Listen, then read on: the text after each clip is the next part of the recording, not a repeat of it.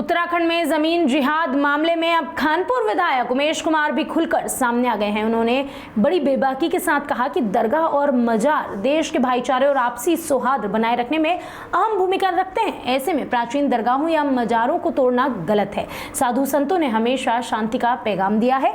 उमेश कुमार ने अपनी रुड़की कैंप कार्यालय पर पत्रकारों से एक खास मुलाकात के दौरान कहा कि प्राचीन दरगाहों और मजार जो है वो आस्था का केंद्र माने जाते हैं, जिन्हें नुकसान पहुंचाना दुर्भाग्यपूर्ण है। उन्होंने बेबाकी के साथ आगे कहा कि हरीश रावत को अब बढ़ती उम्र के लिहाज से राजनीति से संन्यास ले लेना चाहिए और युवाओं को आगे लाना चाहिए। इसके बाद उन्होंने कहा कि हरीश रावत का स्टिंग सामने आने के बाद उनकी सरकार गिर गई थी। अगर किसी में श्रद्धा है, आस्था है और वो प्राचीन है, तो हमें उन धरोहरों को सुरक्षित रखना चाहिए। अगर साधु संतों की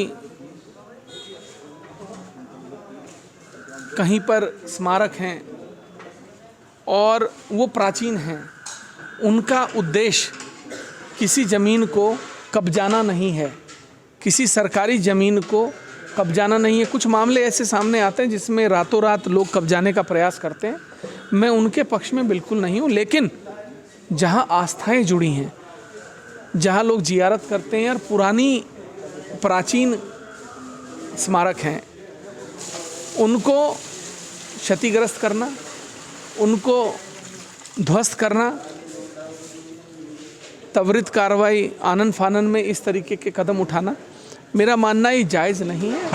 कानूनी प्रक्रिया का उसके संबंध में उन लोगों को सहारा लेना चाहिए और ताकि दूसरा पक्ष भी अपना मुद्दा, अपनी बात, ये सरकार की तानाशाही ही कहूँगा कि अगर आप किसी दूसरे पक्ष को बिना सुने उजाड़ देंगे तो ये सरकार की तानाशाही है। मैंने, आप पूरी बात आपने मेरी सुनी नहीं, मैंने यही कहा कि आप किसी के स्मारक को, किसी प्राचीन स्मारक को अगर उजाड़ रहे हैं तो आपको नोटिस देकर उनके पक्ष को सुनना चाहिए, जो लोग वहाँ हैं।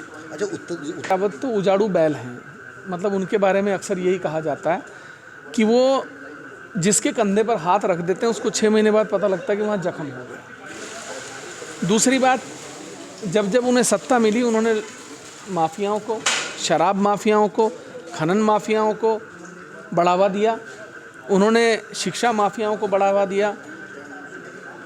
जब भी उनके पास सत्ता आई 2016 में, आपने खुद देखा होगा कि अपनी सरकार को बचाने के लिए वो साफ साफ कह रहे हैं कि 25-30 करोड़ जिसे कमाने कमा लो, मैं तो आंखें बंद कर लूँगा।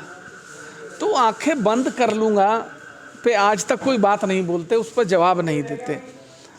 तो मेरा ये कहना है कि हरीश रावत जी तो अब राजनीति में जो हैं वो फूके हुए कारतूस हो गए हैं।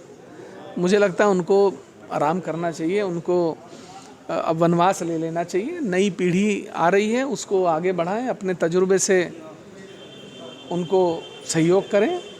लेकिन क्या है ना कि 11 बार हार चुके हैं, 12वां चुनाव वो हारना चाहते हैं कि 12 कहते हैं ना, 12 पूरे कर दो, तो वो 12 पूरे उन्हें करना चाहते हैं। इस बार वो कर लें। वो भी उनकी आपने कहा कि भाभी जी पे कि अगर वो लोकसभा चुनाव लड़ती है तो पब्लिक उनको सोच समझ कर वोट। हमने सरकार गिराई थी और मैं छाती ठोक कर कहता हूँ कि मैंने हरीश रावत जी की सरकार गिराई थी।